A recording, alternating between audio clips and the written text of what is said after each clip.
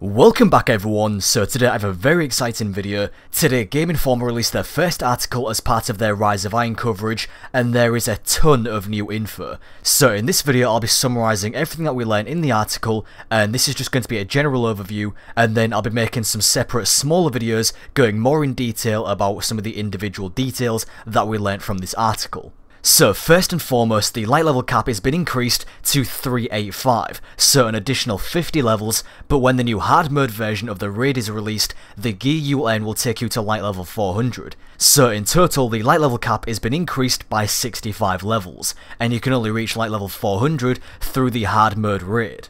Now the raid is going to be called Wrath of the Machine, and will be released on September 23rd, just 3 days after the initial launch of the Rise of Iron, so that means you have 3 days to prepare and gear up for the raid. The hard mode version of the raid will be released a couple of weeks after the normal mode, although we currently don't know the date of when the hard mode will be released. We'll find that out later. The article also gives a look into some of the new gear that we'll be able to obtain, and there's some really cool armor sets in there, including the new gear from the raid, Trials of Osiris, and the new Iron Lord armor sets. As you can see on the left there is what the new raid gear will look like, and on the right is the Trials of Osiris gear. And the weapon in the bottom right there is a glimpse of what the new Iron Banner weapons are going to look like. You can see it's got this kind of barbaric aesthetic to it. There's also a few other screenshots where we get to see this auto rifle in game, as well as some of the other Iron Banner weapons, such as the hand cannon. So just in case anybody saw these screenshots and were curious, these are not exotics, these are what the new Iron Banner weapons are going to look like, and I think these look really cool. I really like the look of these, with sort of the blades and the sort of deadly look to them. Factions will also be getting a restock as usual, with new weapons, armor, and even some new faction ghost shells and sparrows.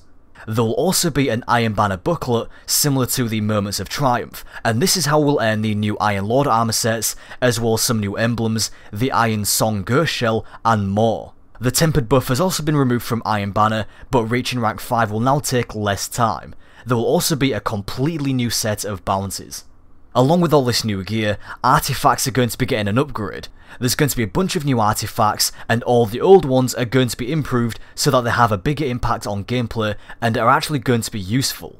We're also going to see the introduction of some very unique and different artifacts that are based off the Iron Lords, and they each provide different abilities. For example, one artifact, called the Memory of Radagast, allows you to deflect projectiles and even rockets with your sword, and cause them to deflect back towards the enemy.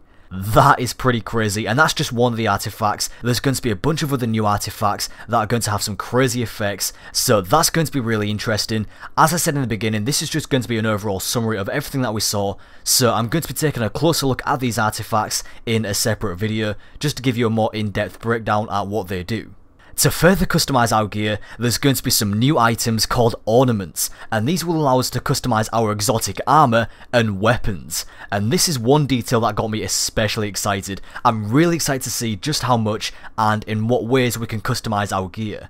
On top of that, every class item in Destiny, even the class items from Year 1, are going to be returning so that we can wear them even with the new light levels, and they will even change colour with shaders once again. This is honestly one of the biggest things I'm looking forward to with this expansion. Bungie are giving us a ton of options and tons of new ways to customize our Guardians, and I'm really excited for the possibilities.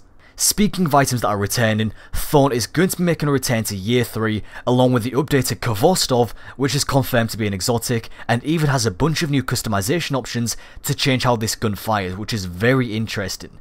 It's possible that these weapons will be obtained through some kind of new questline, similar to the Yalahorn, and not a random drop, although that is yet to be confirmed.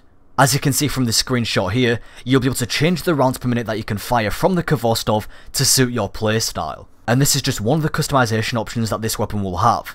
Moving on, 2 events are going to be making a return: the Sparrow Racing League and Festival of the Lost.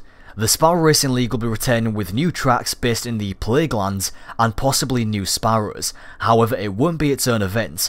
SRL will be integrated as part of a bigger winter event. We don't know what this winter event will consist of just yet, so hopefully we'll learn more about that soon.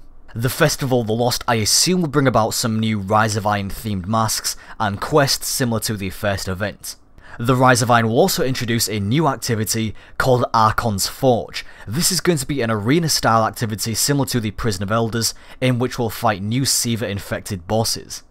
The new Crucible game mode is called Supremacy. We don't know the exact details of how this game mode works just yet, but from this short clip it looks as though the objective is to hold the crests. Those are the blue and red engrams you see here.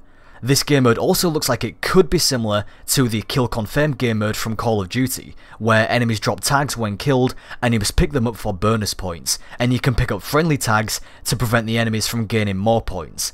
These are just ideas, we don't officially know how this game mode works just yet. As for strikes and nightfalls, they will now have a chance to drop skeleton keys. These keys can be used to open horde chests that will appear at the end of a strike after you kill the boss, and these chests will now contain strike specific loot. So for example, you get a key from one strike, you could save that key and use it to open the chest in another strike.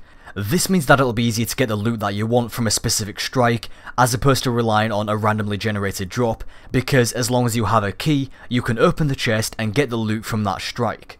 Lastly, one of the new Crucible maps is called The Floating Gardens, and is set on Venus, and the PlayStation exclusive map is called Icarus, and is set on Mercury. So that is what we learnt from the Game Informer article. This is just the first, so there will be more articles being released throughout August containing tons of new information, and I'll be covering everything here on my channel, so if you want to keep up to date with all the new Rise of Iron info, be sure to subscribe. Based off all the info that we got today, I'm already super excited for the Rise of Iron. I honestly cannot wait, I'm really looking forward to this, and this isn't even everything, there's still much more to find out. Anyway, as I said, I'll be going more in depth with some of the stuff that was shown in the article. This was just a big summary of everything that we learned, so stay tuned. Thank you very much for watching, I hope you enjoyed this video, and I'll talk to you next time.